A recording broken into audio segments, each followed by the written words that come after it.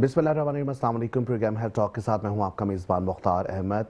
Weekly हम कोशिश करते हैं कि आपको किसी भी एक बीमारी के बारे में आगाह करें। वैसे ही हर हफ्ते हमारी कोशिश होती है कि हेल्थ टॉक पे किसी एक गेस्ट से आपकी मुलाकात करवाएं। गेस्ट जो कि डॉक्टर्स भी होते हैं, स्पेशलिस्ट भी होते हैं। आज भी हमारे साथ एक डॉक्टर मौजूद है। आज खास करके हम बात करेंगे नमूनिया के हवाले से। हमारे साथ इस वक्त मौजूद है स्टूडियो में डॉक्टर मोहम्मद नवाज गहू साहब मौजूद हैं। पेडियाट्रिक डॉक्टर भी हैं, कंसल्टेंट भी हैं, बच्चों के हवाले से माहिर है। इनसे खुसूसी गुफ्तगू का सिलसिला भी रहेगा। सबसे पहले वेलकम करते हैं अपने प्रोग्राम में। अस्सलाम वालेकुम सर। वालेकुम सलाम। डॉक्टर साहब, हम ये देखते हैं कि जी रोज़ाना की बुनियाद पे अब जो जिस तरीके से मौसम चेंज हो रहा है, मुख्तलिफ वायरसेस तो अटैक कर रहे हैं, लेकिन ऐसे में हम देखते हैं कि शरह अमवात जो बच्चों में पाई जाती है उसकी जो सबसे ज़्यादा शरह है वो नमूनिया के हवाले से बताई जाती है। सबसे पहले तो मैं जानना चाहूँगा कि नमूनिया बेसिकली है क्या? बिस्मिल्लाहिर्रहमानिर्रहीम। बेसिकली हम जो है एक ओवर क्राउडेड सिटी में रहते हैं, जिसकी वजह से वायरल इन्फेक्शंस बहुत ज़्यादा होते हैं। और उसमें सबसे ज़्यादा जो हमारे जो बच्चे हैं अंडर 5 ईयर्स, उसमें जो अमवात का रेशो है वो नमूनिया की वजह से हो रहा है। नमूनिया एक इन्फेक्शन है जो कि यूँ समझो कि it is a inflammation of the lungs. ठीक है, इस हवाले से हम मजीद गुफ्तगू भी करेंगे, लेकिन यहाँ वक्त हुआ एक ब्रेक का। ब्रेक पे जाएंगे, वापस आते हैं। मैसेज जुड़े रहें, देखते हैं हमारे प्रोग्राम जिसका नाम है इस वक्त हेल्थ टॉक।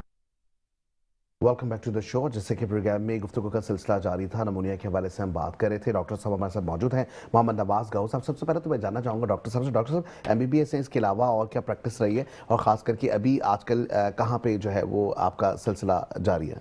मैं तकरीबन 25 साल से आगा खान हॉस्पिटल से मुंसलिक हूँ माशाल्लाह। और वहाँ एज ए पीडियाट्रिशियन काम करता हूँ। और हमारी एक्टिविटी बहुत एकेडमिक भी होती है और क्लिनिकल भी होती है, ओपीडीज़ भी होती हैं, राउंड भी होते हैं, साथ साथ में टीचिंग भी होती है। तो मेरा तकरीबन मेजर टाइम जो है प्रैक्टिस का आगा खान के साथ रहा है। That's great sir. जिस तरीके से आपने कहा कि 25 साल माशाल्लाह आपका एक्सपीरियंस हुआ है, वहीं हम ये देख रहे हैं कि जो पहले भी हमने देखा कि अमवात की शरह बच्चों के हवाले से अगर देखें तो वो बतदरीज पहले कम थी, लेकिन अब हमें लग रहा है ज़्यादा है। मेन कॉजेज़ क्या बताए जा रहे हैं?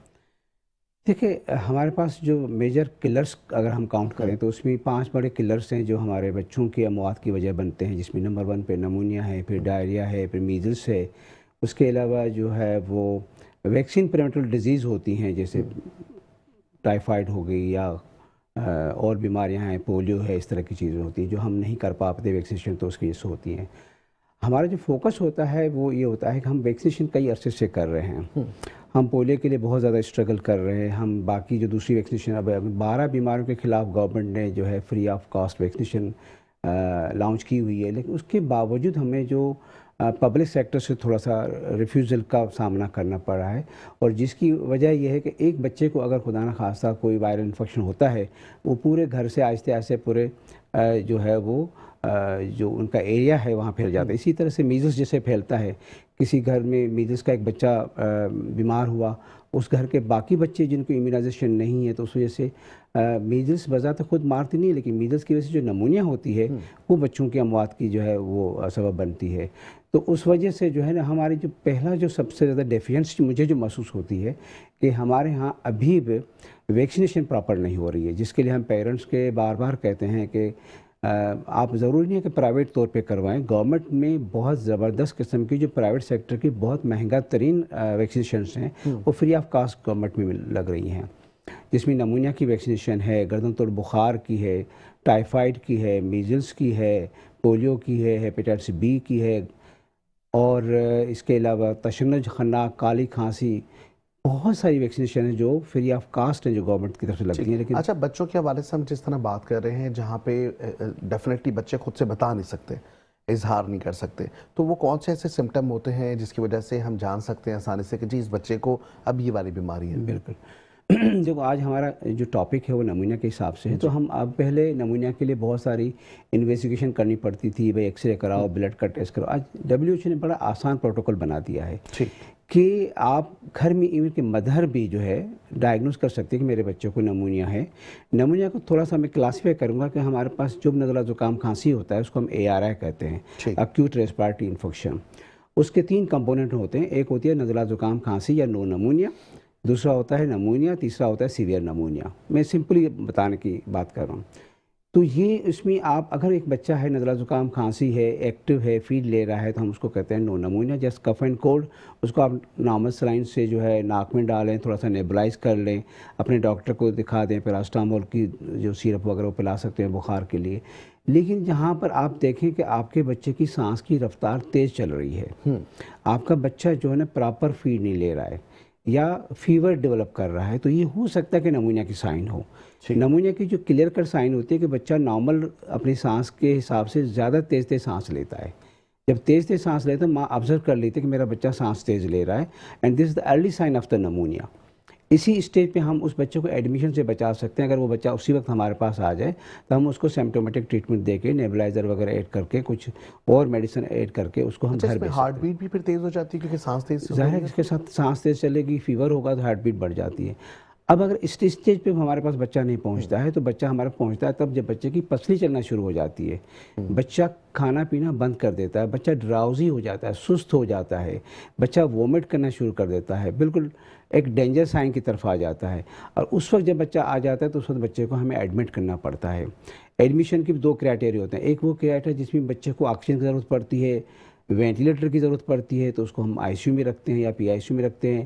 اسی طرح سے اسی وجہ سے ہم کہتے ہیں کہ ہمارے پاس جو بچے آج کل آ رہے ہیں وہ تھرڈ اسٹیج میں آ رہے ہیں, جس کو مینیج کرنا اتنا مشکل کام ہے کیونکہ ہمارے پاس کیپیسٹی نہیں ہے.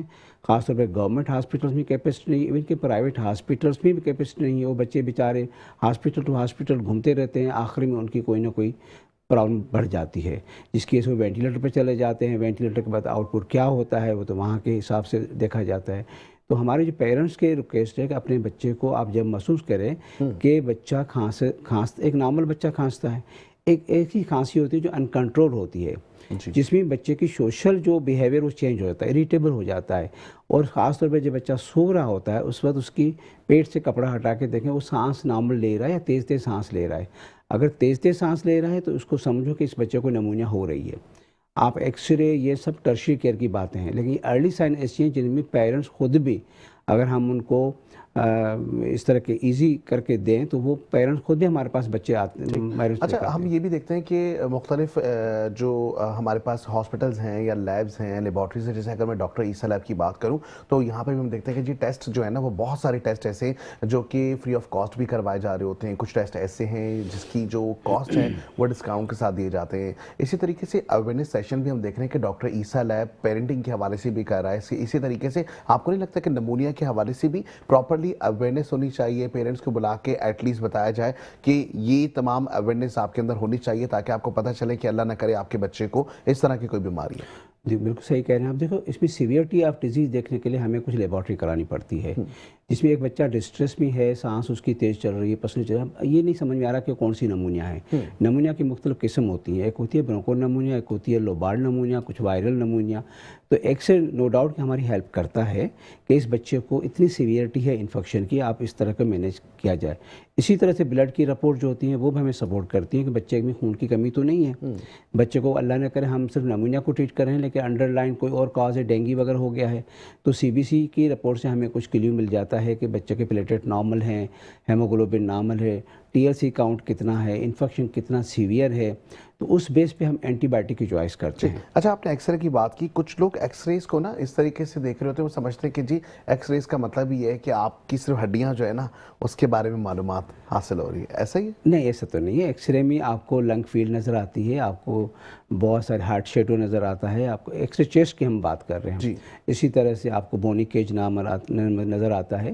تو ایکس رے تو ایک قسم کا ایک کلیو ہوتا ہے کہ اس میں بہت ساری چیزیں دیکھی جاتی ہیں. وہ ڈاکٹر کی نظر کافی تیز ہوتی ہے نا, اصل میں جو سمجھنے کی پبلک ہوتی ہے نا اس کا اوپینین یہ ہوتا ہے کہ اس میں تو ہمیں صرف رب کیج نظر آ رہا ہے. نہیں, ایسا نہیں ہوتا. ایسا نہیں ہوتا. اس کے پیٹ کا ایکس رے ہوتا ہے جس میں آپ کو اسٹون نظر آتے ہیں, کوئی فارن باڈی ہوتا ہے وہ نظر آتا ہے, تو پیٹ میں تو کوئی ہڈی نہیں ہوتی نظر. جی. لیکن اس طرح کے ایکس رے کی اسکل کا ہوتے ہیں, بہت ساری چیزیں نظر آ جاتی ہیں.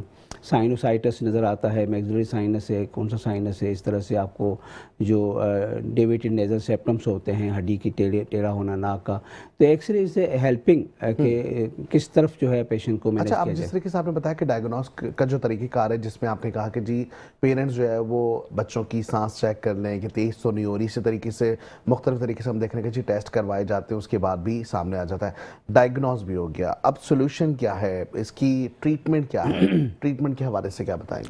देखो, ट्रीटमेंट मैं आपको बता चुका हूँ कि बहुत सिंपल होती है। अगर अर्ली साइंस बच्चे को डेवलप होते हैं और बच्चा हमारे पास अर्ली सिम्टम्स के साथ आ जाता है, तो उस बच्चों को एडमिशन की ज़रूरत नहीं पड़ती, और सिंपली उसको जो है हम कुछ रेसिपीज़ दे देते हैं, कुछ पैरास्टामोल बुखार कम करने की दवाई देते हैं, कोई ब्रोंकोडायलेटर दे देते हैं कि बलगम वाली खांसी बेहतर हो जाए।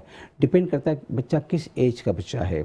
एक न्यूबॉर्न बेबी है तो उसको हम कफ सिरप तो नहीं देंगे कोई उसको, लेकिन उसको हम मैनेज करने के लिए देखेंगे ये वायरल है या बैक्टीरियल है। अगर क्लिनिकली भी देखा जाता है, बच्चे की कंडीशन पे डिपेंड करता है। ख़ासतौर पे जो एडमिशन का रेशियो ज़्यादा है वो अंडर 1 मंथ के बेबीज़ को ज़्यादा होता है, क्योंकि उनका ओरल मेडिकेशन इतनी असर नहीं करती, या फिर ये होता है कि वो सीवियरिटी के साथ आते हैं तो उनको एडमिशन की ज़रूरत पड़ती है। तो मैनेज करने के लिए भी ये होता है कि ये डॉक्टर डिसाइड करता है, जो पीडियाट्रिशियन होता है, या जहाँ आपकी सेकेंडरी या टर्शियरी केयर लेवल तक आप पहुँचते हैं। आजकल बहुत सारी हॉस्पिटल्स में ER बनी हुई हैं, और तकरीबन जो मेजर हॉस्पिटल्स में पीडियाट्रिक ओरिएंटेड डॉक्टर्स बैठे होते हैं, और दे कैन डायग्नोज कि इस बच्चे को एडमिशन की ज़रूरत है या इसको हम मेडिसिन दे के घर भेज दें। अब यहाँ पे जिस तरीके से आपने कहा कि बैक्टीरियल और वायरल, ये दो चीज़ें भी हम देख रहे हैं, तो एंटीबायोटिक क्या बच्चों को दी जा सकती है, छोटे बच्चों को? देखो, एंटीबायोटिक का क्राइटेरिया WHO ने क्लिनिकली बनाया हुआ है, लेबॉर्ट्रिकली बनाया हुआ है। हमारे पास पहले तो हमें डायग्नोज करना पड़ता है। अगर हम समझते हैं कि बच्चा एक्टिव है और उसकी नज़ला ज़ुकाम खांसी है सिंपल, और कोई हाई ग्रेड फीवर भी नहीं है, तो उसको एंटीबायोटिक नहीं देना चाहिए। एंटीबायोटिक दे के हम खामखा उसके जो क़ुव्वत मुदाफ़त है वो उसका डिक्रीज़ कर लेते हैं, उसके जो रेजिस्टेंट है वो ज़्यादा डेवलप हो जाता है, जिसके कोई एंटीबायोटिक असर ही नहीं करता। तो इस वजह से जो है हम पेरेंट्स के भी कहते हैं कि अपने डॉक्टर को फॉलो करें, और अगर वो डॉक्टर कहता है, डॉक्टर को मैं जो अपने डॉक्टर से कहता हूँ, मैं ट्रेनिंग करवाता हूँ कि पेरेंट्स को दवाई का पर्चा दे के या दवाई दे के घर मत भेजा करो, उनको ये डेंजर साइन बताया करो। आपने बच्चे के नज़ला ज़ुकाम खांसी की दवाई दे दी, आपने पैरास्टामोल वगैरह दे दिया, लेकिन पेरेंट्स को, मदर को ये ज़रूर बताओ कि अगर घर जाने के बाद आफ्टर 24 आवर्स आपके बच्चे की खांसी बेहतर ना हो, आपके बच्चे की सांस से चले, आपके बच्चा वॉमिट करे, आपका बच्चा हाई ग्रेड फीवर डेवलप करे, तो आफ्टर 24 आवर्स, आफ्टर 2 डेज़ वापस आके दिखाओ। WHO के प्रॉब्लम जो प्रोटोकॉल्स हैं वो उसमें चाहे नमूनिया हो, चाहे डायरिया हो, चाहे ENT का इन्फेक्शन हो, ये प्रोटोकॉल बने हुए हैं कि आफ्टर 2 डेज़ आप पेरेंट्स को दोबारा बुला के बताएं कि ये डेंजर साइन हो तो आप वापस आ जाएं, या आप खुद असेस करें। बहुत सारे पेरेंट्स नहीं डायग्नोज कर सकते, लेकिन अगर हम कहें कि ये 5 दिन की दवाई या 7 दिन की दवाई जाए खाएं, तो उसमें हो सकता है कि बच्चे की कंडीशन वर्स हो जाए। लेकिन अगर हम उसको डेंजर साइन बता दें पेरेंट्स को कि बीबी ये मसला हो, अगर आप जैसे डायरेक्ट साथ बच्चा आता है कि आप घर जाके आप महसूस करें कि बच्चे के स्टूल में ब्लड आ रहा है, तो आप वापस आके दिखाएं। आप समझते हो कि बच्चे की डायरिया बहुत ज़्यादा बढ़ गई है, तो वापस दिखा दें। आप समझते हैं कि बच्चा कुछ खाने पीने के बिल्कुल रिफ्यूज़ कर रहा है, जो खा रहा है वोमिट कर रहा है, तो आप वापस आके दिखाएं। ठीक है। अच्छा, एक और चीज़ हम ये देखते हैं कि मिसाल के तौर पे बच्चों की अफज़ाइश एक घर में जैसे होती रहती है, हर 1 से 2 साल के बाद अगर बच्चे घर में पैदा हो रहे हैं, तो वो होता ये है कि जो रिपीटेशन में वो वही चीज़ समझ रहे होते हैं। मिसाल के तौर पे पहला बच्चा पैदा हुआ, उन्होंने उसमें वही ट्रीटमेंट करवाई, सब कुछ करवाए। सेकंड बच्चे के लिए वो फिर डॉक्टर के पास नहीं जाते, वो कहते हैं भाई ये तो अब सीजनल है।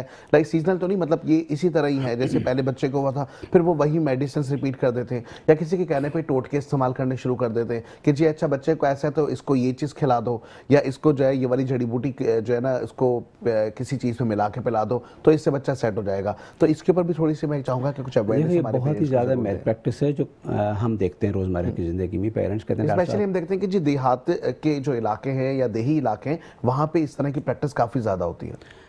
बिल्कुल, मैं एग्री करूँगा, लेकिन कराची में भी है। कराची में क्योंकि अब ज़रा है कि डॉक्टर्स, एक तो पेरेंट्स पास टाइम नहीं होता जॉब के हिसाब से, या फिर कोई और वजूहत होती हैं जिस वजह से वो अवॉइड करते हैं कि चलो आज बुखार है तो ये दवाई पिला दो, पिछली मरतबा इन्फेक्शन था डॉक्टर ने ये एंटीबायोटिक दिया था, ये तो पर्चे पे लिखा हुआ है, आप दोबारा से शुरू कर दो, मतलब मदर्स को एडवाइस कर देते हैं।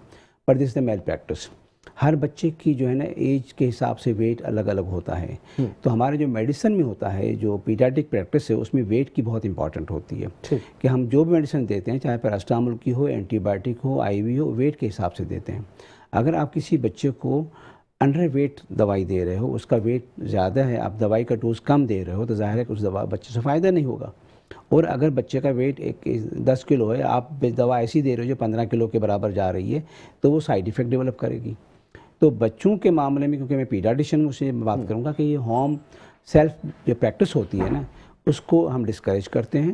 ہاں، ارلی سائن سے ہم کہتے ہیں کہ بھئی آپ بخار ہو تو چلو پیراسٹامول پلا دو، اتنا زیادہ ہلکی پھلکی اگر جیسے جی، کوئی چیز ہے تو لیکن یہ ہے کہ اگر 24 گھنٹے میں آپ کا بچہ امپروو نہ کرے. اچھا، دوسری جانب جو ہے نا نمونیا کی تو ہم بات کریں، وہیں اب جب وائرل انفیکشنز کی بات کریں تو ایسے میں ہم دیکھ رہے ہیں کہ جی اب جس طرح کا سیزن ہے، کبھی گرمی ہو رہی ہے، کبھی سردی ہو رہی ہے. شہر کراچی میں ہم نے دیکھا کہ بلکہ پورے پاکستان میں نزلہ، زکام، انفلوئنزا کے جو وائرل انفیکشن ہے وہ پھیلا ہوا ہے.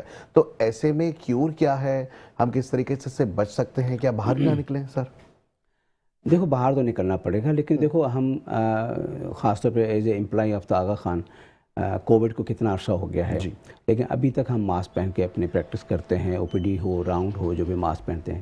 تو اس طرح کی آج کے آپ کو پتہ ہے پولیوشن کے حوالے سے دیکھا جائے کہ کراچی بہت زیادہ جو ہے پولیوشن کے حوالے سے جو ہے وہ حالات خراب ہیں، جس کی وجہ سے اب جو ہر بچہ جو نیو بارن بیبی پیدا ہوتا ہے، وہ ایک بہت سارے وائرس لے کے سانس لیتا ہے، پہلی جو بریتھ کرتا ہے. تو ہم اس چیلنج کو جو ہے نا کس طرح سے ایکسیپٹ کریں گے، لیکن اس کو مینیج کرنے کے لیے ہمیں کیا کرنا چاہیے کہ ہمیں کم سے کم جو ہے وہ بچوں کو جو اسکول جاتے ہیں یا پھر یہ جو ہے مارکیٹ جاتے ہیں، اس طرح کی چیزیں ہوتی ہیں، تو ان میں ان سیزن میں میں ایڈوائز کرتا ہوں بالکل جو کراؤڈ ہوتا ہے، گیدرنگ ہوتی ہے یا اس طرح کی چیزیں ہوتی ہیں جہاں پر زیادہ پیشنٹس کھانس رہے ہوتے ہیں یا اس طرح کی جو گیدرنگس ہوتی ہیں، اس سے اکثر جو ہے نا میرے پاس جو پیشنٹ آتے ہیں اکثر پوچھتا ہوں کہ بھئی کیا ہوا ڈاکٹر صاحب، کل شادی میں گئے تھے، وہاں سے واپس آنے بچے کو کھانسی شروع ہو گئی ہے. اب ظاہر ہے کہ چھوٹے بچے ہیں، پلس ہمارے پاس جو کھانے پینے کی ریسیپیز ہیں جیسے کولڈ ڈرنکس ہیں، اس طرح کی چیزیں، یہ آج کل کے موسم کے حوالے سے اوائڈ کی جائیں. اور گھر میں اگر کسی بڑے کو نزلہ زکام ہوتا ہے تو میں ان کو ایڈوائز کرتا ہوں کہ آپ ماسک پہننا شروع کر دیا کرو. کم سے کم جو گھر میں بچے ہیں ان کو تو پریونٹ کر سکتے ہیں. آپ ریگولر نہیں پہنتے تو کچھ عرصے تک پہنو جب تک آپ ٹھیک ہو جائیں. تو یہ پریونٹیو میئرس ہیں جس میں ماسک بہت زیادہ امپورٹنس رکھتا ہے. وہ صرف کورونا کے نہیں آیا تھا، لیکن ہمارے پاس جو استھما کے بچے ہیں یا جو استھما کے پیشنٹ ہیں یا پھر جو ریپیٹڈ انفلوئنزا ہوتی ہے، ان کے حساب سے ویکسینیشن بھی انفلوئنزا کی اویلیبل ہے. اچھا، اس کی تو جیتی جاتی جو مثال ہے وہ یہی ہمیں نظر آتی ہے کہ کسی بھی آپریشن تھیٹر کے باہر یا جب بھی کبھی آپ جائیں کسی بھی ہاسپٹل میں دیکھیں تو جو ڈاکٹرز ہوتے ہیں زیادہ تر، جو کہ خاص کر کے آپریشن تھیٹر سے باہر آ رہے ہیں یا کسی ایسی جگہ سے باہر آ رہے ہیں جہاں پہ انکیوبیشن کچھ بنا ہوا ہے، تو ان کا ماسک لگا ہوا ہوتا ہے. اور اس کی واحد وجہ یہ ہوتی ہے کہ جی ان کو بیکٹیریا سے یا وہاں پہ ہونے والی ڈیزیز سے بچا جا سکے. تو ہمیں ریگولر اپنی لائف میں بھی جو ہے اس چیز کو اڈیپٹ کرنا پڑے گا کہ جی ہم ماسک کا استعمال زیادہ سے زیادہ کریں. اچھا، دوسری جانب جب بچوں کی ہم بات کریں، پری میچور بیبیز کے حوالے سے اگر ہم بات کریں، کیونکہ ذریعہ آپ اسپیشلسٹ بھی ہیں، تو ایسا بھی ہم نے دیکھا ہے کہ جی پری میچور بیبیز جو ہوتے ہیں ان کو کافی جلدی بیماریاں اپنی طرف جو ہے نا وہ کھینچ لیتی ہیں. ایسا سر کیوں ہوتا ہے؟ اور اگر ایسا ہوتا ہے تو پری میچور جو بیبی آج کل ہم بڑھتے ہوئے دیکھ رہے ہیں کہ تعداد میں بڑھتے ہو رہے ہیں، اس کی بھی کیا وجہ ہے، یہ بھی بتائیے گا سر. دیکھو، اس میں جو مین وجہ تو ایک کو نہیں لیبل کر سکتے، لیکن اس میں ہم جو اسیس کرتے ہیں کہ اس میں پور اینٹینیٹل کیئر ہوتی ہے. مدرس کو جو ہے نا آخری اسٹیج پہ جب اس کو اچانک کوئی کنڈیشن خراب ہو جاتی ہے تو ہاسپٹل لیا جاتا ہے، لیکن جب پریگننسی ہو جاتی ہے تو میجارٹی آف دا پیرنٹس جو ہے نا اپنے کیس کو بک کروا لیتے ہیں کسی گائنیکالوجسٹ کے پاس. وہ بچے کو اسیس کرتی ہے، الٹرا ساؤنڈ کراتی ہے، مدر کا نیوٹریشن لیول دیکھتی ہے، اس کی ہیموگلوبن دیکھتی ہے. اکثر ماؤں میں خون کی کمی ہو جاتی ہے یا مدر کی جو غذا اتنی اچھی نہیں ہوتی ہے جو بچے کو پراپر وے میں جو ہے وہ نیوٹریشن مل سکے انٹرا یوٹرو، تو وہ بچہ جو ہے نا کمزور سے کمزور ہوتا جا رہا ہے. تو اس میں دو چیزیں بہت بڑی امپورٹنٹ. ایک تو مدر کی نیوٹریشن سب سے اچھی ہونی چاہیے. جو ہمارے پاس فقدان ہے، میجارٹی آف لوگ جو ہے نا افورڈ نہیں کر پاتے، یا پھر افورڈ کرتے ہیں تو ہمارے پاس یہ ہاٹ اینڈ کولڈ کا کنسیپٹ آ جاتا ہے کہ کیلا ٹھنڈا ہے، چاول ٹھنڈے ہے، یہ نہ کھاؤ. اب بہت سارے میجارٹی جو پیرنٹس آ رہے ہیں کسی بچے کے لیے، ہم کہتے ہیں کہ بھائی اس کو آپ سب کچھ کھلائیں. ڈاکٹر صاحب چاول کھلا سکتے ہیں؟ بھائی کیوں نہیں کھلا سکتے چاول؟ میجارٹی کنٹریز میں تو روٹی نہیں بنتی، چاول کھلا سکتے ہو. دہی کیسے کھلا دیں؟ دہی تو ٹھنڈی ہے. डॉक्टर केला कैसे खिलाएं, आजकल मौसम सही नहीं है। तो इन चीज़ों का जो कल्चरल कंसेप्ट है ना, वो न्यूट्रिशन की कमी के बास बनता है। अंडा अक्सर बच्चों को नहीं खिलाया जाता कि भाई गर्म है, तो भाई अंडा सारा दिन फ्रिज में रखते हो, कहाँ से गर्म हो गया। तो असल चीज़ ये है कि कल्चरल कंसेप्ट की वजह से मदर्स की डाइट पे बड़ा फोकस किया जाता है। इवन कि मदर जब डिलीवरी करा के घर जाती है, उसके लिए खाने पीने की बहुत सारी चीज़ें रिस्ट्रिक्ट हो जाती हैं कि ये नहीं खाना, इससे बच्चे को नुकसान हो जाएगा, ये नहीं खाना, आपको तकलीफ़ हो जाएगी, टाँके ख़राब हो जाएंगे, दूध नहीं पीना। अब मिल्क जैसी काम की चीज़ हम मदर्स का बंद करवा देते हैं। इवन कि कराची में पढ़े लिखे फैमिलीज़ में भी ये ट्रेंड चल रहा है। तो प्रीमेच्योरिटी की जो मेन वजह है वो है मदर की न्यूट्रिशन प्लस एंटीनेटल केयर न होना। अब एंटीनेटल केयर के लिए आप ज़रूरी नहीं है कि प्राइवेट सेक्टर में जाएं, गवर्नमेंट हॉस्पिटल्स में मैटरनिटी होम बने हुए हैं, आप वहाँ बुक करवाएं, अल्ट्रासाउंड करवा लें, बच्चे के न्यूट्रिशन का पता चल जाए। उसके बाद उसकी ग्रोथ, रेगुलर चेकअप बहुत ज़्यादा ज़रूरी है। माँ का ब्लड प्रेशर बहुत हाई रहता है, वो चेकअप नहीं होता है। तो हमारे खाने भी तो ऐसे हैं, हम नमक ज़्यादा इस्तेमाल करते हैं, हम मिर्चों वाली चीज़ें ज़्यादा इस्तेमाल कर रहे हैं, इसकी वजह से भी ये सारी चीज़ें हमें बढ़ती हुई दिखाई दे रही हैं। अच्छा, दूसरी जानिब जिस तरीके से आपने नमूनिया का बताया, हम बच्चों के हवाले से तो बात करें, लेकिन ख़ास करके बच्चों को अगर नमूनिया अगर हो जाता है, मेडिसिन तो चल रही है, खाने पीने में कितनी एहतियात करनी होगी और खाने पीने में क्या देना होगा? देखो, हम कहते हैं कि अगर एक बच्चा 1 साल से ऊपर एज का है तो वो नॉर्मल डाइट जो हम खाते हैं वही खा सकता है। हम जो चीज़ों को डिस्करेज करते हैं वो होता है आर्टिफिशियल कलर एंड फ्लेवर।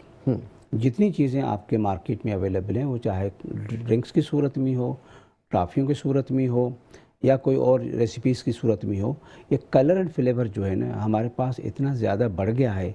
आप देखें चिप्स के हवाले से देखें कितने उसमें फ्लेवर्स आ गए हैं, आप बिस्किट्स के हवाले से देखें कितने फ्लेवर्स आए हैं। तो आर्टिफिशियल कलर एंड फ्लेवर हैं, they are the aggravating factor for the allergy, और वो बच्चों को एलर्जी प्रोड्यूस करता है। ज़रूरी नहीं कि नमूनिया बीमारी वायरस से बैक्टीरिया से, एलर्जी से भी होती है। एक बच्चा है जिसको किसी कलर से एलर्जी है, कोई कोल्ड ड्रिंक से एलर्जी है, आप उस बच्चे को उसने पी लिया तो वह खांसी शुरू कर देगा, आगे चल के उसको उसको हम कहते हैं रिएक्टिव एयरवे डिजीज़, कि बच्चे ने कोई चीज़ ऐसी खाई जिससे उसको रिएक्शन हुआ। अब वो बच्चे को सांस की प्रॉब्लम शुरू हो गई, जिसको हम पुराने ज़माने में एस्थमा कहते थे, अब हम कहते हैं रिएक्टिव एयरवे डिजीज़। इसी तरह से जो है हमारी डस्ट पॉल्यूशन है, जिस वजह से बच्चा इनहेल करता है डस्ट मिट्टी, उससे उसको एलर्जी शुरू हो जाती है। खाने पीने की चीज़ें, हमारे घर में जो है बहुत सारी चीज़ें ऐसी हैं, जैसे कारपेट्स हैं, उससे बच्चों को एलर्जी हो जाती है। पेट्स हैं, परिंदे हैं, बहुत सारी जो चीज़ें जिसमें चीज़ें हैं। ठीक है जी, इसी पे खुसूसी गुफ्तगू का सिलसिला जारी रहेगा। यहाँ वक्त एक ब्रेक का, ब्रेक पे जाएंगे, वापस आते हैं, हमारे से जुड़े रहे, देखते हैं हमारा प्रोग्राम जिसका नाम है health talk. Welcome back to the show. जैसे कि प्रोग्राम में गुफ्तगू का सिलसिला जारी है और ख़ास करके हम बात आज नमूनिया के हवाले से करें, लेकिन नमूनिया के साथ साथ हम देख रहे हैं कि कौन से ऐसे फैक्टर्स जो अफेक्ट कर रहा है और क्या प्री मेजर्स हम ले सकते हैं जिसकी वजह से इसको कंट्रोल किया जाता है। डॉक्टर मोहम्मद नवाज गाहू हमारे साथ मौजूद हैं स्टूडियो में, और डेफिनेटली एक माहिर भी हैं बच्चों के हवाले से। काफ़ी ज़्यादा इन्फॉर्मेटिव ये सेशन है जो हम अपने नाज़रीन तक पहुँचा रहे हैं। ऐसे में खुसूसी गुफ्तगू का सिलसिला जारी भी रहेगा। वहीं दूसरी जानिब हम देखते हैं कि जी डॉक्टर साहब कि प्रिवेंशन, मतलब कि हम किस तरीके से एहतियात कर सकते हैं, क्या मेजर्स स्टेप हमें लेने चाहिए अगर नमूनिया से बचना है तो? देखो, न सिर्फ नमूनिया से लेकर किसी भी बीमारी से, हम न्यूबॉर्न बेबी से अगर स्टार्ट करें जी, तो सबसे पहली जो वैक्सीनेशन होती है ना, वो होती है मदर फीड। हम कहते हैं कि हर बच्चे को कम से कम एक्सक्लूसिव ब्रेस्ट फीड 6 मंथ तक आप कराएं। मदर फीड में बहुत सारी इम्यूनिटी होती है, बीमारियों के ख़िलाफ़ एक बहुत सारी वैक्सीनेशंस अवेलेबल होती हैं। हम जो बच्चे के वज़न बढ़ाने के चक्कर में या कल्चरल लोगों को देखते हुए कि भी वो अपने बच्चे को दूध का डब्बा दे रही हैं तो बच्चा मोटा है, सेहतमंद है, ये तो इस वजह से हम बच्चों को दूध के डब्बे का जो है ना आदी बना लेते हैं, जिसकी वजह से वो एक अहम न्यूट्रिशन जो मदर की तरफ से मिलनी थी वो जो सर आपको नहीं लगता कि जब हम अगर इस तरीके से देखते हैं कि अक्सर डिलीवरी के बाद ही जो है वो डॉक्टर की तरफ से रिकमेंडेशन कर दी जाती है, मैं नाम तो नहीं लूँगा उस प्रोडक्ट का या उस डब्बे का, लेकिन सबसे पहले बोल दिया जाता है कि न्यू बॉर्न बेबी हो गया आपका, अब ये डब्बे लाना शुरू कर दें। तो सर ये भी एक मार्केटिंग ट्रेंड है सिर्फ? डॉक्टर्स के ऊपर प्रेशर होता है, मदर या उसके जो पेरेंट्स होते हैं वो कहते हैं डॉक्टर साहब अभी तो दूध आया नहीं है, अभी तो डिलीवरी हुई है, अभी तो सीजर हुआ है, पेन है मदर को, लेकिन ऐसा होता नहीं है। हकीकत क्या होती है कि हम जो first week of the milk, जो first week of the life होता है बेबी का, वो उसमें जो मदर को मिल्क आता है उसको हम मिल्क नहीं कहते, उसको कोलेस्ट्रॉम कहते हैं। ठीक। और वो कोलेस्ट्रॉम बहुत ज़्यादा कीमती दूध होता है। बाहर मुल्क में इस कोलेस्ट्रॉम की बैंक्स बनी हुई हैं, ایون کہ ہم پاکستان میں اس بینک کو بنانے کی کوشش میں آئے تھے، لیکن کچھ کوائریز ہو گئی، اس کے بعد وہ سلسلہ ختم ہو گیا۔ کچھ شرعی مسائل بھی ہیں جس کو تو ظاہری سمجھنا وہ پڑتا ملک جو ہے نا وہ فل ود امیونٹی ہوتا ہے، اس میں اینٹی بائیوٹکس ہوتے ہیں، قوت مدافعت کی بہت ساری چیز ہوتی ہیں، امیونوگلوبولنٹس ہوتی ہیں، بہت ساری بیماریوں کے نمونیا ڈائریا کی ویکسینیشنس ہوتی ہیں، اور نیوٹریشن کے حوالے سے سیف ہوتا ہے 100%۔ اور وہی ملک ہم جو ہے وہ بالکل صحیح کہتے ہیں پیرنٹس، کم آتا ہے لیکن اس کا ایک قطرہ 1 اونس کے برابر ہوتا ہے۔ اگر وہ ایون کہ میرے پاس ٹوین مدرس ایسی ہیں کافی، جنہوں نے اپنے ٹوین بچوں کو وہ ٹوٹل ابھی 6 منتھ تک ایکسکلوسیو بریسٹ فیڈ پہ ہیں۔ تو ایک مدر جس کی ڈائٹ اچھی ہے، اپنا پانی کا انٹیک اچھا ہے، مینٹلی ریلیکس ہے، وہ 2 بچوں کو فیڈ کر مدر فیڈ مطلب سب سے زیادہ امپورٹنٹ سب سے زیادہ ہے، اور وہ فرسٹ ویک آف لائف والا بہت ضروری ہوتا ہے۔ ٹھیک ہے، اس کے بعد دوسرا جو پریونٹیو میئر ہے مدر فیڈ کے بعد، وہ ہے ویکسینیشن۔ ٹھیک ہے، آپ کا جو پہلا پیدائشی ٹیکہ لگتا ہے وہ ٹی بی کے خلاف ہوتا ہے، ہیپیٹائٹس بی کے خلاف ہوتا ہے، پولیو کے خلاف ہوتا ہے۔ تو اگر کسی بچے کو ہم پیدائشی ٹیکہ نہیں لگواتے ہیں کسی وجہ سے، تو آگے چل کے ٹیوبرکلوسس ہوگا۔ ٹیوبرکلوسس کیا ہوتا ہے؟ لنگ کا انفیکشن ہے، وہی نمونیا کی طرف جائے گا بچہ، ٹی بی ڈیولپ کرے گا۔ اسی طرح سے پھر 6 ہفتے پہ اور 10 ہفتے پہ، پھر 14 ویکس پہ جو 5-6 ویکسینیشن لگتی ہیں، ان میں نمونیا کی ویکسینیشن بھی ہوتی ہے، گردن تو بخار کی ویکسینیشن ہوتی ہے، انفلوئنزا کی ویکسینیشن بھی ہوتی ہے، ایچ انفلوئنزا جس کو ہم کہتے ہیں، وہ ویکسینیشنس ہوتی ہیں، وہ فری آف کاسٹ ہوتی ہیں، جو مارکیٹ میں آپ کو 5-6 ہزار سے زیادہ مہنگی ملتی ہیں، لیکن وہ فری آف کاسٹ مل رہی ہیں۔ تو ہم تو نمونیا کو شروع سے ہی ٹریٹ کر سکتے ہیں اگر ہم بچے کو روٹین جو ویکسینیشنس ہوتی ہے وہ پراپر کرواتے ہیں۔ ٹھیک ہے سر، جس طریقے سے بھی آپ نے مدر فیڈ کی بات کروائی یا مدر ملک کی بات کی ہے، ایسے میں ہم یہ بھی دیکھتے ہیں کہ جی ایسی متعدد خواتین بھی ہیں جو کہ ڈیلیوری کے بعد جو ملک ہے وہ پروڈیوس نہیں ہو رہا ہوتا، تو اس کی کیا فیکٹرز ہیں؟ قدرتی طور پہ ایسا ہوتا ہے یا کچھ ٹائم کا ڈیلے یا کچھ ڈیوریشن میں فرق ہوتا ہے؟ دیکھیں، میں آپ کو ایک چھوٹا سا مثال دے دوں۔ جی، دنیا میں کتنی مخلوق ہے، بے شک، انسان کے ساتھ ساتھ باقی جو جانور ہیں، ہر جاندار اپنے بچوں کو فیڈ کراتا ہے۔ بالکل ایسے، ٹھیک ہے نا، کوئی جاندار ایسا نہیں جس کی غذا کم ہو تو فیڈ نہیں کرایا کسی میں سے۔ تو ایک واحد انسان ہے جو دودھ کے لیے بھٹکتا ہے، کبھی گائے کے پاس، کبھی بھینس کے پاس، کبھی دکان کے پاس۔ تو مدر کے میں جو فیکٹرز محسوس کرتا ہوں کہ مدر کے ڈائٹ اپنی جگہ پہ اہم ہے، لیکن مدر کا مینٹلی ریلیکس ہونا بہت ضروری ہے۔ ٹھیک، یہ ایک بڑی امپورٹنٹ بات ہے کہ مینٹل ریلیکس۔ اب ہم اکثر دیکھتے ہیں کہ جی ڈیلیوری سے پہلے جو خواتین ظاہری 9 منتھ برتھ کی جو ایک سلسلہ ہوتا ہے، اس میں بڑی ٹینشن میں بھی ہوتی ہیں، ان کو ہر طرح کا دباؤ بھی ہوتا ہے، ذہنی دباؤ بھی ہوتا ہے۔ تو یہ ذہنی دباؤ جو ہے مین کاز بن رہی ہے، جس کی وجہ سے سرکولیشن نہیں ہو رہی بلڈ میں، تو اس کی وجہ سے جو ملک ہے وہ پروڈیوس نہیں ہو رہا ہے۔ ایسا ہی ہے؟ ٹھیک ہے، میں ایڈوائس ہوتی ہے پیرنٹس کے کہ مدر جب ڈیلیوری ہو جاتی ہے تو اس کو ریلیکس کرنے کی کوشش کریں، اس کو پازیٹیو چیزیں بتائیں، اس کے ساتھ جو ہمارے جو دادیاں نانیاں ساتھ ہوتی ہیں اس کو انکریج کریں، اس کی ڈائٹ کا خیال کریں، اس کی ریسٹ کا خیال کریں۔ آپ نے سنا ہوگا پوسٹ پرپیولر سائیکوسس، آج کل بہت پڑھے لکھے لوگوں میں بھی ہو رہا ہے کہ مدر اتنا اسٹریس میں ہو جاتی ہے کہ وہ کچھ دنوں کے بعد آفٹر ڈیلیوری سائیکوسس کا شکار ہو جاتی ہے۔ تو یہ کیا ہے؟ مینٹلی اسٹریس ہے۔ دودھ پروڈیوس کرنے کے 2 ہارمونس ہوتے ہیں، ایک آکسیٹوسن اور پرولیکٹن، وہ ہائپوتھیلیمس میں برین میں رہتے ہیں۔ اگر آپ مینٹلی اسٹریس میں ہیں، انڈر اسٹریس ہیں، تو ہائپوتھیلیمس وہ پروڈیوس نہیں کرے گا۔ جب وہ پروڈیوس نہیں کرے گا تو ملک کی انجیکشن کہاں سے ہوگی؟ پرولیکٹن نہیں آئے گا تو دودھ کہاں سے بنے گا؟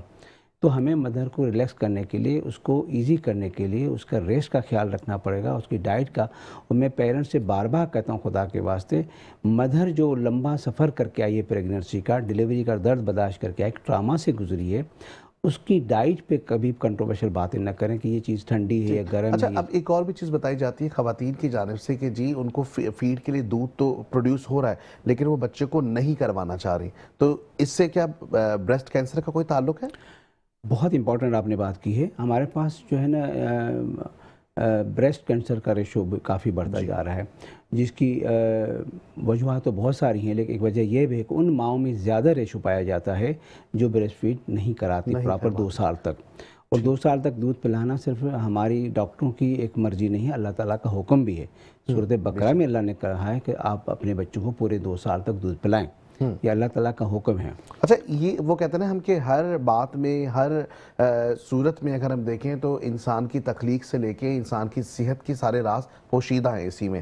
ایسے میں جس طریقے سے آپ نے کہا کہ 2 سال فیڈ کروانا زیادہ ضروری ہے، اس میں اس خواتین کی بہتری، ایسا ہی ہے؟ بہت ضرورت ہے ان کی جو ہے نا۔ ایک تو یہ ہے کہ ہارمونل امبیلنس نہیں ہوتا، پراپر ان کی جو ایک کیا کہتے ہیں کہ بلڈ اپ ہوتا ہے وہ نارمل ہوتا ہے، مینٹلی اسٹریس کم ہوتا ہے، بچے کے ساتھ اٹیچمنٹ بڑھ جاتی ہے کہ جو ہے بچے کے ساتھ ایک جو مدر کی ایک اٹیچمنٹ ہوتی ہے وہ بریسٹ فیڈ والے مدرس کی زیادہ ہوتی ہے، ایون کہ بچے کی بھی اپنے ماں کے ساتھ جو ہے نا وہ اس طرح زیادہ اٹیچمنٹ ہو جاتی ہے جو ایکسکلوسیو بریسٹ فیڈ کراتی ہیں 2 سال تک۔ تو سب سے بڑا جو سروائیکل کینسر آج کل اس کی ویکسینیشن بھی چل رہی ہے، اس کا بھی بہت بڑا پریونٹیو میئر ہے کہ بریسٹ فیڈ کراؤ۔ ٹھیک، بریسٹ کینسر کی پریونٹل بھی جو ارلی پریونشن ہے وہ یہ ہے کہ آپ کو ٹوٹل ایکسکلوسیو بریسٹ فیڈ کرائیں۔ تو ان ماؤں میں بریسٹ کینسر بہت کم دیکھا گیا یا نہ ہونے کے برابر، جو کہ پراپر بچوں کو 2 سال تک پلاتی ہیں۔ گریٹ، یہ ایک بہت اچھی چیز ہے۔ اچھا، دوسری جانب ہم دیکھ رہے ہیں کہ جی نیو بورن بیبی جو ہے نا، اگر ان کی کیجویلٹیز دیکھیں تو اس کی تعداد بڑھتی ہوئی دکھاتی ہے، کافی زیادہ ہوتی ہیں، تو اس کے حوالے سے بتائے گا کہ ایسا کیوں ہے اور ہم کس طرح کیئر کر سکتے ہیں؟ دیکھیں اس میں ہمارے پاس جو ہے نا، دیکھو ایک مہمان کو آپ 9 مہینے انتظار کرتے ہیں کہ مہمان آ رہا ہے، جی، اور اس مہمان کے لیے آپ کو بڑا سا انتظام کرنا پڑتا ہے، اس کے بسترے کا، اس کے رہنے سہنے کا، کھانے پینے کا، سب کچھ کرنا پڑتا ہے۔ تو ایک نیو بارن بیبی جب آ رہا ہے تو اس کے تیاری کے لیے آپ تیاری کیوں نہیں کرتے ہو؟ اس کے ویلکم کی آپ تیاری کیوں نہیں کرتے ہو؟ اس کی تیاری کیا ہوتی ہے کہ اس کی ڈلیوری ایسی جگہ پہ کی جائے جہاں پہ ہر فیسلٹی موجود ہو۔ خدا نہ خواستہ وہ بچہ یہاں آنے کے بعد ایسی جگہ پیدا ہوا جہاں آکسیجن موجود نہیں تھی، جہاں پر کوئی پیڈیاٹیشین موجود نہیں تھا، جہاں بچوں کا ڈاکٹر اس کو ریسیو کرنے والا نہیں تھا، یا کمپلیکیشنز ہو گئی، اس کو کوئی صحیح نمونے سے ریسسیٹیٹ کرنے والا نہیں تھا۔ کیونکہ ہمارے پاس سب سے زیادہ جو اموات ہو رہی ہیں وہ ہو رہی ہیں برتھ انوکسیا سے۔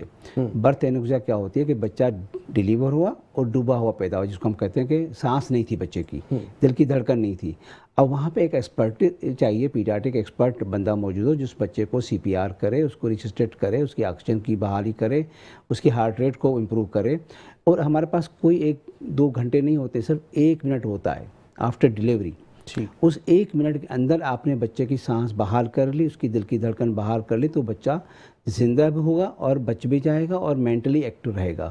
لیکن اگر بچے کو 5 منٹ 10 منٹ 15 منٹ ہو گئے، آپ نے بچے کو سانس بحال کی لیکن وہ بچہ چانسز کیا ہے کہ مینٹلی ہینڈ کیپ ہو گیا، کیونکہ اس کی آکسیجن سپلائی برین کو بند ہو گئی، وہ بچہ جو ہے پراپر وے میں وہ آگے چل کے CP چائلڈ بن سکتا ہے۔ آج کل ایک نارمل بچے کو آگے لے کے چلنا، لائف میں امپروو کرانا بہت مشکل ہو گیا ہے۔ تو ایک مینٹلی ریٹارڈڈ بچہ ہو، CP چائلڈ ہو، اور وہ 24 گھنٹہ گھر میں رہے تو پیرنٹ کے لیے کتنا پریشر ہو۔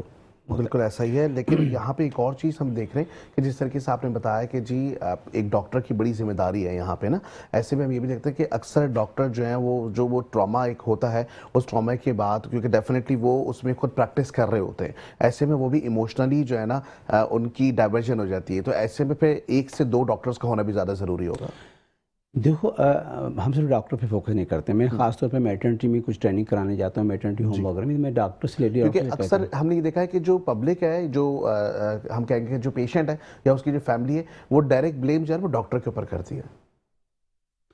نہیں، بالکل آپ صحیح کہہ رہے ہیں، لیکن جہاں پر آپ بچے کی جب ڈیلیوری ہوتی ہے نا، تو کم سے کم ایک پیڈیاٹرک اورینٹڈ بندہ ہونا چاہیے، چاہے وہ پیڈیاٹیشین ہو یا پیڈس کا ٹرین بندہ ہو، ایون کہ NICU کا کوئی ٹرین اسٹاف ہو جس کو کوئی ٹیکنکس تو آتی ہو۔ ہم تو جو سیکنڈری لیول کے ہاسپٹل ہیں، ٹرشری لیول میں، وہاں تو گائنیکالوجسٹ ڈیلیوری کراتی نہیں جب تک کوئی پیڈیاٹرک بندہ نہیں موجود ہو۔ لیکن ہمارے جو باقی میٹرنٹی ہوم بنے ہوئے ہیں چھوٹے چھوٹے قصبوں میں، گاؤں میں، دیہاتوں میں، وہاں تو دور کی بات ہے۔ کراچی شہر میں بھی ایون کہ ہمارے پاس کوئی ڈیلیوری ہائی رسک ڈیلیوری ہوتی ہے تو ہمیں پوری کال آتی ہے کہ بھئی یہ ڈیلیوری ہونے والی ہے، ہائی رسک ڈیلیوری ہے، پیڈیاٹیشین فلور پہ ہونا چاہیے، اس کی ٹیم موجود ہونی چاہیے، اور پھر ہمارے پروٹوکولس ہوتے ہیں کیا کیا چیزیں ہمیں اپنے سراؤنڈنگ میں رکھنی چاہیے۔ تو یہ مطلب پوری ایک پریکٹس ہے، اور اس کے ساتھ ساتھ یہ بھی ہے کہ جی کتنا خیال رکھنا چاہیے۔ سر اب کیونکہ وقت بہت ہی مختصر سا ہے، ایک اور چیز پروسیس فوڈ جو ہے نا وہ ہمارے پاس کافی کامن ہو گیا، جس طریقے سے ہم ڈبے والی دودھ کی بات کریں یا ہم جس طریقے سے نیو بورن بیبی کے لیے بتا رہے ہیں کہ جی ریکمنڈیشن آ جاتی ہے کہ جی یہ ڈبہ لے کر آ جائیں، اسی سے پلائیں، تو کتنا زیادہ نقصان دہ ہے پروسیس فوڈ؟ دیکھیں اس کے 3 بڑے نقصانات ہیں جی۔ ایک نقصان تو یہ ہے کہ بچے کو بیمار کرے گا، آگے چل کے ڈائریا کا جو ریشو جو بڑھتا ہے ان بچوں میں بہت زیادہ ہے جو دودھ کے ڈبے پہ ہوتے ہیں، فیڈر پیتے ہیں، ان میں ڈائریا بہت ریکرنٹ اٹیک ہوتے ہیں، اور وہ بچہ یا تو بہت زیادہ کمزور ہو جاتا ہے، میل نیوٹریشن کا شکار ہو جاتا ہے، بہت سی بیماری پھنس جاتا ہے۔ دوسرا مجھے بتاؤ کہ دودھ کا ڈبہ کوئی سستی چیز تو نہیں ہے نا، 3-4 ہزار سے پڑتا ہے، تو 30 سے 40 ہزار پر منتھ کا خرچہ ہے۔ ایک بندے کو اگر آپ جس کی Bound کر تنخواہ دیں۔ 25-30 ہزار ہو، اس کو 25 ہزار دودھ کے ڈبے پہ چلے جائیں، باقی گھر کا خرچہ کہاں چلا جاتا ہے۔ ٹھیک ہے، اس سے بھی ایک اور چیز جنریٹ ہو رہی ہے کہ جو خواتین ہیں وہ ڈیفینیٹلی گھر کو بیلنس کر رہی ہوتی ہیں اور ان کے دماغ میں چل رہا ہوتا ہے کہ ہمارا ہسبینڈ جو ہے وہ کہاں سے اتنا سب کچھ کرے گا، تو یہ بھی ایک مینٹلی اسٹریس والا معاملہ سامنے آ جاتا ہے۔ تیسری جو چیز سب سے اہم چیز ہمارے پاس جو ہے وہ دودھ کے ڈبے کی وجہ سے جو ہے اموات بہت زیادہ ہوتی جا رہی ہیں، جس کی وجہ سے بیماریاں اتنی بڑھ گئی ہیں کہ ہمارے ہاسپٹلس میں ہم سیویئر پرابلمس کے مریضوں کو داخل نہیں کر اب پاتے۔ یہ جو بات آپ نے کہی نا کہ جی ڈبے والے دودھ زیادہ پینے سے یا اس کے استعمال سے جو اموات زیادہ ہو رہی ہیں، یہ واحد آپ ایک ڈاکٹر ہیں جو اس وقت یہ ریکمنڈیشن دے رہے ہیں۔ میں نے اکثر ہمارے اس پروگرام میں مختلف گیسٹ آتے ہیں، ڈاکٹرز آتے ہیں، لیکن وہ ڈبے والے دودھ پہ جب ہم بات کر رہے ہوتے ہیں تو وہ اس کو تھوڑا سا ایک سائڈ لائن دے دیتے ہیں۔ تو یہ بڑی اچھی بات آپ نے کی ہے کہ جی جو چیزیں ہیں جس سے کوئی افیکٹ ہو رہا ہے، کچھ نیگیٹیوٹی آ رہی ہے، تو وہ بھرپور طریقے سے بتائی جا رہی ہے۔ سر کیونکہ وقت بہت مختصر ہے، میں چاہوں گا کہ آخری شارٹ میسج جو آپ پیرنٹس کو دینا چاہیں۔ دیکھیں، میں آج کل ایک اور چیز جو بہت کامنلی دیکھ رہا ہوں اپنی پریکٹس میں، ہمارے پاس بہت سارے بچے آٹزم کے ساتھ آ رہے ہیں، ٹھیک ہے، یہ نمونیا سے ہٹ کے میں بات کر رہا ہوں۔ جی جی جی۔ آٹزم کی جو مین ریزن پائی جا رہی ہے وہ ہے اسکرین ٹائم۔ میں پیرنٹس سے التجا کرتا ہوں، یہ یونیورسل بات ہے کہ اپ ٹو 3 ایئرس ایج جو ہے نا بچے کی اسکرین ٹائم 0 ہونا چاہیے، نہ تو اس کو موبائل دکھایا جائے، نہ اس کو ٹی وی دکھایا جائے، نہ کوئی اس طرح کی چیز، کیونکہ آگے چل کے ان بچوں میں بیہیویئر ڈس آرڈرس ڈیولپ ہوتے ہیں، اسپیچ لاس ہو جاتی ہے، آٹزم کا شروع ہو جاتے ہیں، اور آٹزم کو ٹریٹ کرنا بہت مشکل ہے۔ Occupational therapy, speech therapy, behaviour therapy, ایک تو مہنگی تھراپی، اوپر سے بچوں کا 100% جو ریکور ہونا بہت مشکل ہے۔ اس طرح کے بچے نہ نارمل اسکول میں جا سکتے ہیں، نہ اب نارمل اسکول میں جا سکتے ہیں۔ ٹھیک ہے سر، نہ بہت کوئی اس طرح شکریہ، بچوں پہ جو کیونکہ ہے وقت کوئی ہمارے پاس سمجھنے اختتام کی جانب بڑھ رہا ہے، اور یقینی طور پہ آپ لوگوں نے آج کے پروگرام سے بہت کچھ سیکھا ہوگا۔ ڈاکٹر ہمارے ساتھ موجود تھے، ڈاکٹر محمد نواز گاؤ صاحب، آپ کا بہت شکریہ کہ آپ ہمارے اسٹوڈیو میں آئے۔ اس کے ساتھ ساتھ ڈاکٹر عیسیٰ لیب، آپ کا بہت شکریہ۔ ریگولر بیسس پہ ہم دیکھتے ہیں کہ جی ٹریٹمنٹس کے جو معاملات ہیں وہ اچھے سے اچھے طریقے سے آپ عوام کو سہولتیں پرووائڈ بھی کریں۔ اس کے ساتھ ساتھ ڈسکاؤنٹس کے اوپر اگر آپ بھی چاہتے ہیں کوئی بھی ٹریٹمنٹ کروانا تو ضرور وزٹ کیجیے گا۔ آج کے پروگرام میں اتنا ہی، انشاءاللہ آپ سے پھر ملاقات ہوگی۔ اپنا خیال رکھیے گا، خدا حافظ۔